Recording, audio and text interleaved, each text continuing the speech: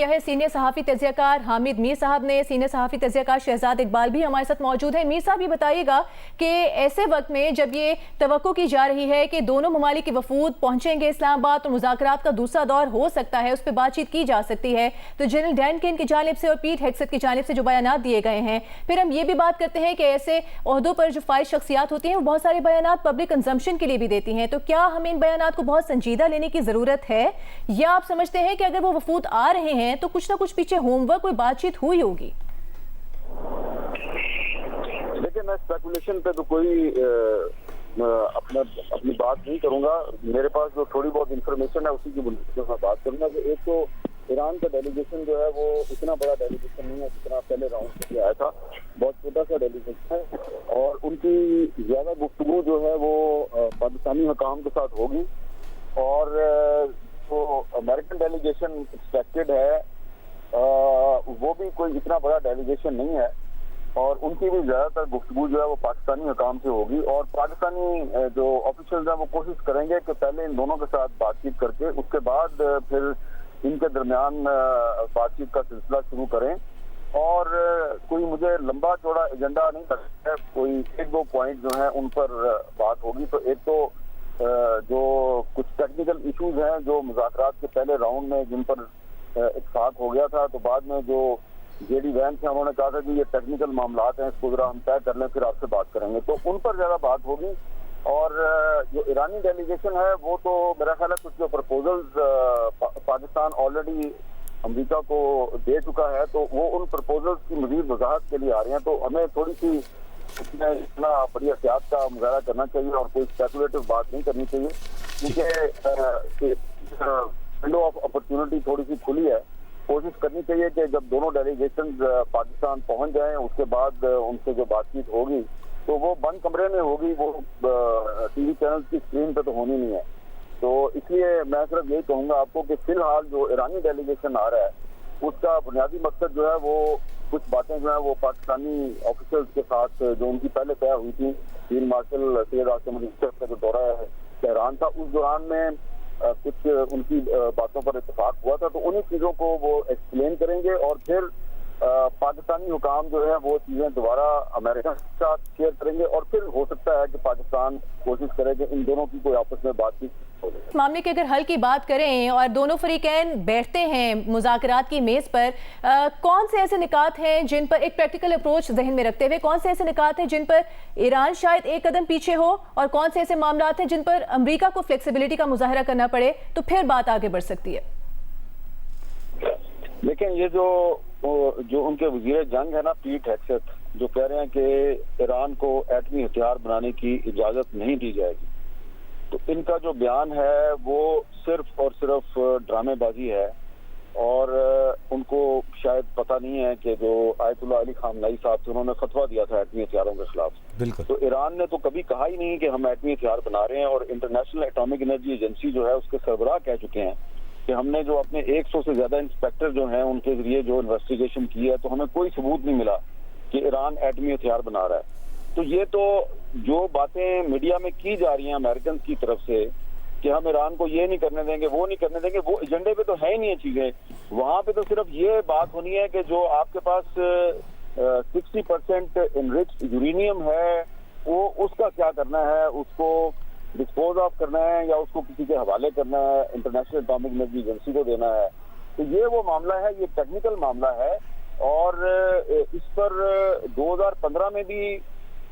Iran जो है वो मामला तय करने पे तैयार था, पिछले साल भी तैयार था और अभी भी तैयार है, और सिर्फ अब टेक्निकल मामलात हैं उस पर बात होनी है। जो मुज़ाकरात का पहला राउंड था 12 अप्रैल के दिन जो खत्म हुआ था, उसमें जो इशू था वो लेबनान में सीज फायर का था। वो ईरान का मुतालबा था कि जी आप लेबनान में भी सीज फायर करवाएं, और लेबनान में सीज फायर जो है वो उन्होंने करवा दिया है, और 2 हफ्ते के लिए एक्सटेंड भी हो गया है, वो भी उसके अंदर भी इजाफा हो गया है, वो भी एक्सटेंड हो गया। तो अब इसलिए अब इस सूरत हाल में ये हमें कोई स्पेकुलेशन नहीं करनी चाहिए। मामलात पहले तय हो गए थे, अमेरिकन ने बैकआउट किया था क्योंकि उनको तवक्को नहीं थी कि जो ईरान की जो डेलीगेशन है वो इतनी फ्लेक्सिबिलिटी दिखाएगी। तो उन्होंने सिर्फ एक लेबनान का जो इशू था उस पर एक स्टैंड लिया था, और वो भी मसला उनका हल हो गया है। लेकिन उसके बाद जो भी इन मुज़ाकरात को خراب کیا ہے وہ ڈونلڈ ٹرمپ کے بیانات نے دیا ہے، خراب کیا ہے، اور یہ جو پیٹ ہیگسیت ہے اس کے بیانات نے خراب کیا ہے۔ تو اسی لیے اب ایرانی جو ہے انہوں نے اپنا جو ڈیلیگیشن ہے اس کی تعداد، ارکان کی تعداد بھی کم کی ہے، اور اس کا جو لیول ہے اس کو بھی تھوڑا کم کر دیا، امریکہ نے بھی کم کر دیا۔ اور ابھی میں آپ کو دوبارہ یہی کہہ رہا ہوں کہ ہو سکتا ہے کہ ایرانی ڈیلیگیشن پاکستان آ کے زیادہ تر پاکستانیوں کے ساتھ بات کرے گا، اور پاکستان جو ہے وہ امریکن کے ساتھ بات کریں گے، اور اگر کوئی بریک تھرو ہوتا ہے، ٹیکنیکل معاملہ طے پاتے ہیں، پھر ان دونوں کی آپس میں بات ہوگی۔ اس لیے ابھی زیادہ ہمیں اس پہ زیادہ ایکسائٹمنٹ نہیں شو کرنی چاہیے۔ ٹھیک ہے، یہ بات بھی اہم ہے یہاں پر کہ پاکستان بطور ثالث دونوں فریقین کے درمیان ایک اعتماد کا فقدان نظر آتا ہے۔ ٹرسٹ ڈیفیسٹ کو کم کرنے کے لیے بطور ثالث پاکستان کیا کردار ادا کر سکتا ہے جو کہ محتاط بھی ہو؟ لیکن پاکستان بطور ثالث جو کردار ادا کر رہا ہے اس میں آپ دیکھیں کہ کتنی اہم بات ہے کہ ایران اور امریکہ ایک دوسرے پہ بالکل بھی اعتماد نہیں کرتے، اور دونوں میں ٹرسٹ ڈیفیسٹ ہے، لیکن دونوں کو پاکستان پہ اعتماد ہے۔ یہ بات بڑی اہم ہے، اور یہ جو شاہزیب خانزادہ صاحب نے بات کی یہ بڑی امپورٹنٹ بات ہے کہ امریکہ اس وقت دنیا میں ایک پولیٹیکل اور ڈپلومیٹک آئسولیشن کا شکار ہو رہا ہے، یورپ اس کے ساتھ نہیں ہے، اور ایران جو ہے اس کو نہ صرف یورپ کی حمایت حاصل ہے بلکہ چائنا کی اور رشیا کی حمایت بھی حاصل ہے، اور امریکہ کے ساتھ اس وقت صرف اسرائیل کھڑا ہے یا انڈیا کھڑا ہے۔ تو اس صورتحال میں آپ دیکھیں کہ پاکستان کے تو اسرائیل کے ساتھ سفارتی تعلقات بھی نہیں ہیں، اس کے باوجود پاکستان اس پورے معاملے میں ایک میڈیٹر کا کردار ادا کر رہا ہے۔ تو اگر امریکہ اور ایران کا آپس میں اعتماد نہیں ہے لیکن دونوں کو پاکستان پر اعتماد ہے تو یہ ایک بہت بڑی بات ہے، اور اسی لیے میں آپ کو بار بار عرض کر رہا ہوں کہ یہ جو ڈیلیگیشن ایران سے آ رہا ہے یہ ڈیلیگیشن بنیادی طور پہ پاکستانی آفیشلز کے ساتھ بات چیت کے لیے آ رہا ہے، اور کچھ چیزیں جو ہیں وہ پاکستان کے ساتھ آمنے سامنے بیٹھ کے شیئر کیے جائیں گی، اور پھر پاکستان جو ہے وہ باتیں جو ہے وہ امریکنز کو بتائیں گے، اور پھر اس کے بعد پاکستان کی کوشش ہوگی کہ ان دونوں کے آپس میں آمنے سامنے بٹھا کے بات چیت کروا دی جائے۔ اس میں مجھے امید لگ رہی ہے کہ عباس عراقچی صاحب جو ہیں وہ کچھ ایسی پرپوزلز لے کے آ رہے ہیں جس میں صرف کسی ایک فریق کے لیے فیس سیونگ نہیں ہے، دونوں کے لیے فیس سیونگ ہوگی، اور بظاہر اس وقت ایسے لگ رہا ہے کہ ایران جو ہے اس نے ایک تھوڑا سا ریٹریٹ کیا ہے، ایک قدم پیچھے چلا گیا ہے، اور اب مائع ہرمز جو ہے اس کی بحری ناکہ بندی ختم کیے بغیر ہی وہ امریکہ کے ساتھ مذاکرات پر آمادہ ہو گئے ہیں۔ تو ایسی بات نہیں ہے، جب ایرانی ڈیلیگیشن پاکستان پہنچ جائے گا تو ہو سکتا ہے کہ اس کے بعد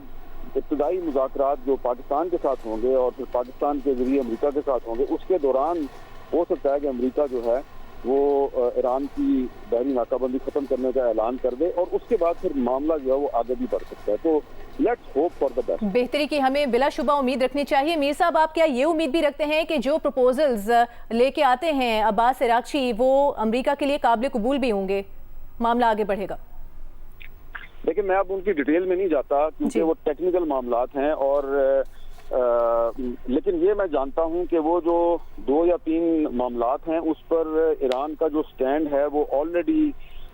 فلیکسیبل تھا، اور ابھی سے نہیں تھا۔ پچھلے سال جو مذاکرات ہو رہے تھے اس میں بھی وہ فلیکسیبلٹی دکھا چکے تھے، پھر عمان میں اور سوئٹزرلینڈ میں جو مذاکرات ہوئے اس میں بھی ایران نے فلیکسیبلٹی دکھائی،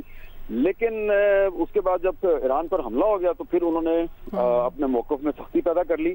تو اب ایران جو ہے وہ واپس اپنے اس پرانے موقف پہ مجھے لگتا ہے جانے کے لیے تیار ہو گیا ہے، جو کہ ہمیں پچھلے سال نظر آ رہا تھا، جو جنیوا میں مذاکرات ہوئے تھے اور جو عمان میں مذاکرات ہوئے تھے۔ تو مجھے لگ رہا ہے کہ اس پہ ایران واپس جائے گا، لیکن بدلے میں امریکہ کو بھی فلیکسیبلٹی دکھانی پڑے گی۔ یہ نہیں ہو سکتا کہ ٹرمپ صاحب جو یہ جنگ ہار گئے ہیں اب وہ مذاکرات کی ٹیبل پر پاکستان کی میزبانی میں وہ مذاکرات کی ٹیبل پہ ایران کو کہیں کہ تم سرنڈر کر دو، ایسا نہیں ہوگا۔ ایسا نہیں ہوگا۔ امید کرتے ہیں کہ آگے جو حالات ہیں بہتری کی طرف جائیں اور خطے میں امن قائم ہو۔ بہت شکریہ آپ کا شاہزیب خانزادہ، حامد میر صاحب، شہزاد اقبال صاحب ہمارے ساتھ موجود تھے۔ ابھی